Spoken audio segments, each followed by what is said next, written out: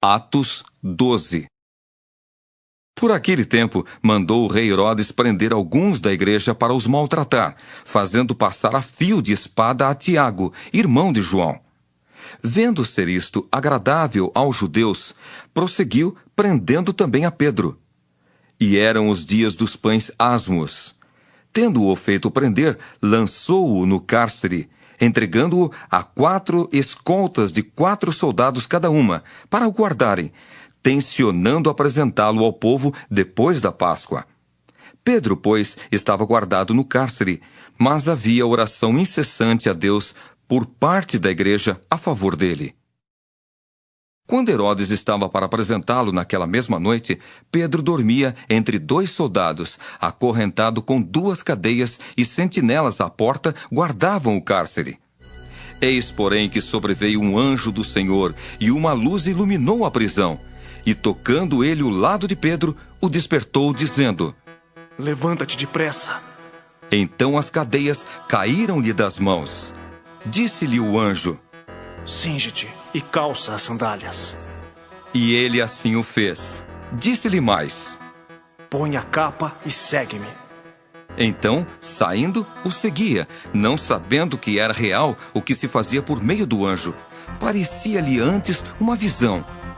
Depois de terem passado a primeira e a segunda sentinela, chegaram ao portão de ferro que dava para a cidade, o qual se lhes abriu automaticamente. E saindo, enveredaram por uma rua, e logo adiante o anjo se apartou dele. Então Pedro, caindo em si, disse: Agora sei verdadeiramente que o Senhor enviou o seu anjo e me livrou da mão de Herodes e de toda a expectativa do povo judaico. Considerando ele a sua situação, resolveu ir à casa de Maria, mãe de João, cognominado Marcos, onde muitas pessoas estavam congregadas e oravam. Quando ele bateu ao postigo do portão, veio uma criada chamada Rode ver quem era. Reconhecendo a voz de Pedro, tão alegre ficou que nem o fez entrar, mas voltou correndo para anunciar que Pedro estava junto do portão. Eles lhe disseram: Estás louca.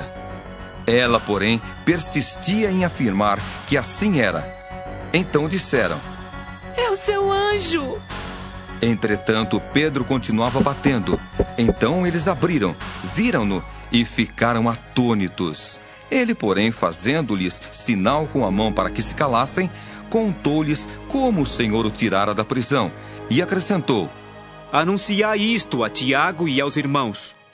E saindo, retirou-se para outro lugar. Sendo já dia, houve não pouco alvoroço entre os soldados sobre o que teria acontecido a Pedro. Herodes, tendo-o procurado e não o achando, submetendo as sentinelas a inquérito, ordenou que fossem justiçadas. E descendo da Judéia para Cesareia, Herodes passou ali algum tempo. Ora, havia séria divergência entre Herodes e os habitantes de Tiro e de Sidom. Porém, estes, de comum acordo, se apresentaram a ele, e depois de alcançar o favor de Blasto, camarista do rei, pediram reconciliação, porque a sua terra se abastecia do país do rei. Em dia designado, Herodes, vestido de trajo real, assentado no trono, dirigiu-lhes a palavra, e o povo clamava: É voz de um Deus e não de homem! No mesmo instante, um anjo do Senhor o feriu, por ele não haver dado glória a Deus, e, comido de vermes, expirou. Entretanto, a palavra do Senhor crescia e se multiplicava. Barnabé e Saulo, cumprida a sua missão, voltaram de Jerusalém, levando também consigo a João, apelidado Marcos.